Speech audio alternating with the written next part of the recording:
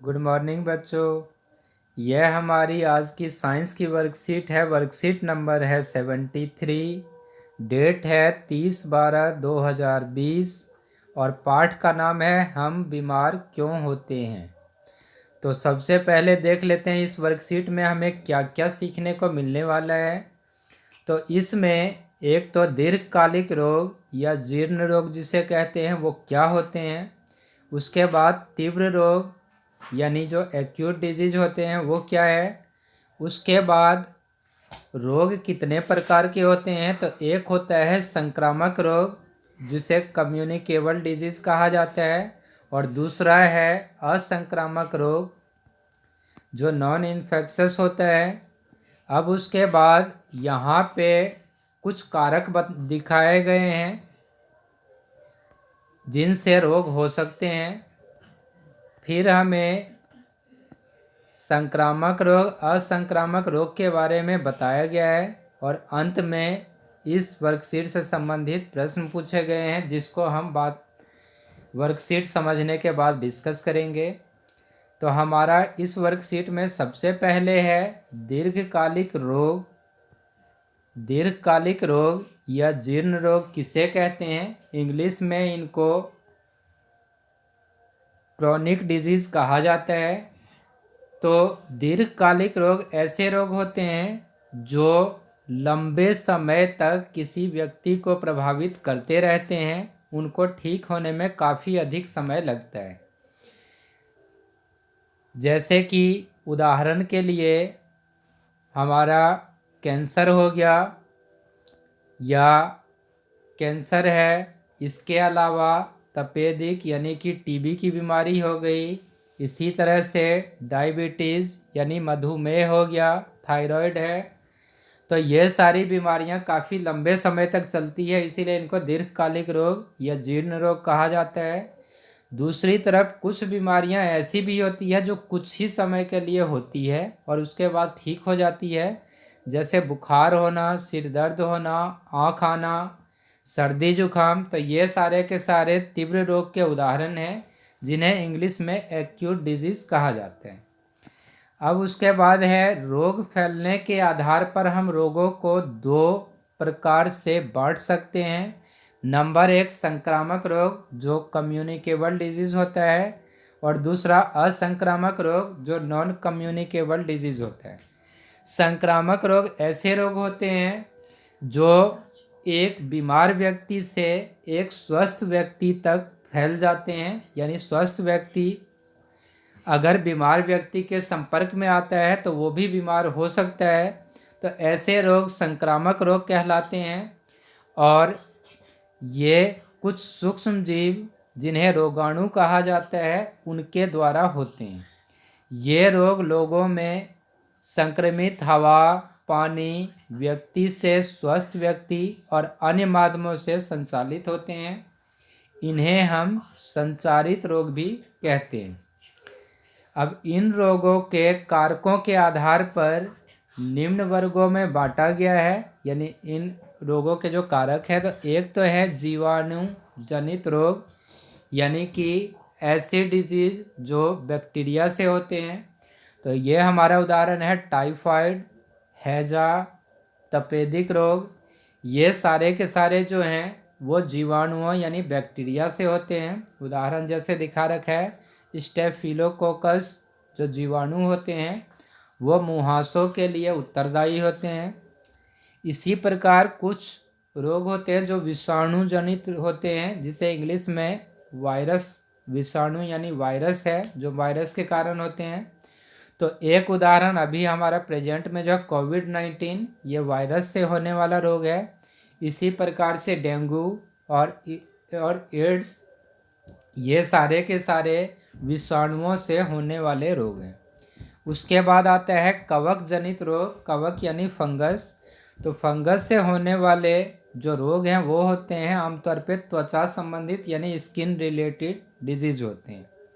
उसके बाद है प्रोटोजुआ जनित रोग। तो प्रोटोजुआ जो होते हैं इनको आमतौर पे कोई ना कोई इनका कैरियर होता है जो एक बीमार व्यक्ति से स्वस्थ व्यक्ति तक पहुंचाता है।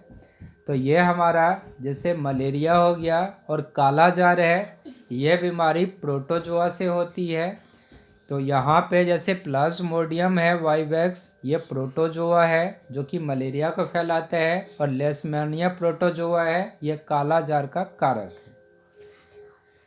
अब उसके बाद असंक्रामक रोग किसे कहते हैं, यानी नॉन कम्युनिकेबल डिजीज़। तो ये ऐसे रोग होते हैं जो एक बीमार व्यक्ति से स्वस्थ व्यक्ति तक नहीं फैलते हैं। उदाहरण के तौर पे जैसे मधुमेह यानी डायबिटीज़, उच्च रक्तचाप यानी हाई ब्लड प्रेशर, और कैंसर। इसके अलावा मोतियाबिंद। तो ये कुछ उदाहरण ऐसे हैं जो असंक्रामक रोगों के उदाहरण हैं। अब उसके बाद जब भी हम बीमार होते हैं तो बीमार होते वक्त जो है हमारा शरीर उस रोग की प्रतिक्रिया उसके लक्षणों के रूप में करता है। जैसे उदाहरण के लिए अगर सर दर्द है, दस्त लग रहे हैं, खांसी है और बुखार है, तो ये कोविड-19 के लक्षण हो सकते हैं।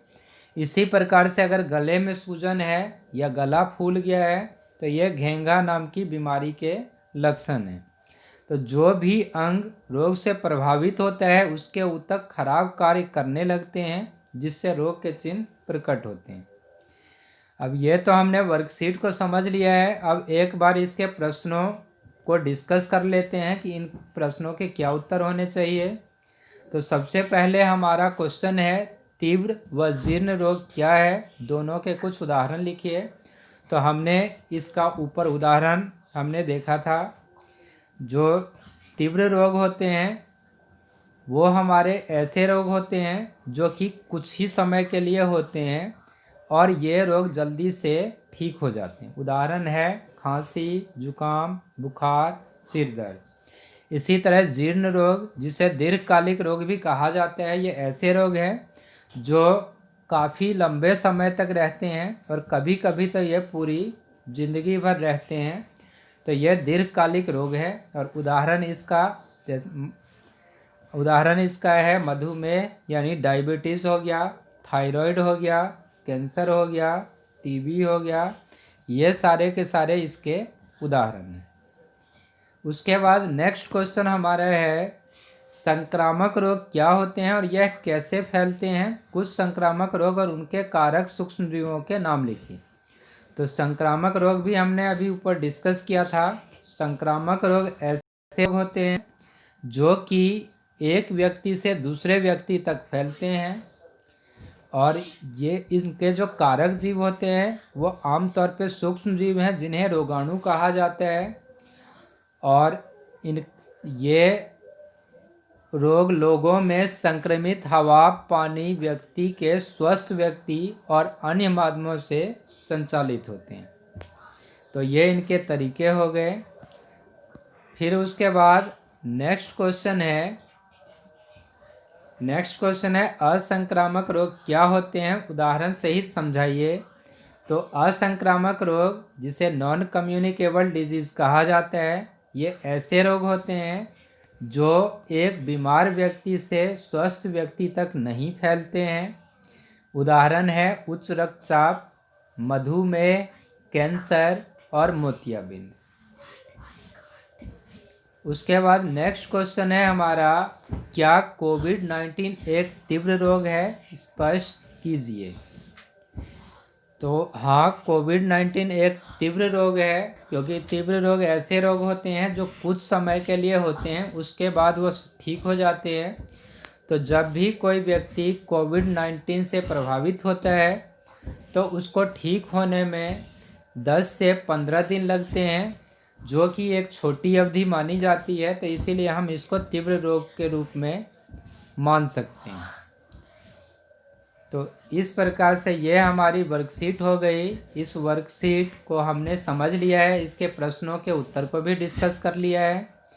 तो इस वर्कशीट को एक बार दोबारा से अच्छे से रिवाइज करना है और समय पर प्रश्नों के उत्तर लिखकर भेज देना है ताकि बच्चों की उपस्थिति दर्ज की जा सके। Thank you.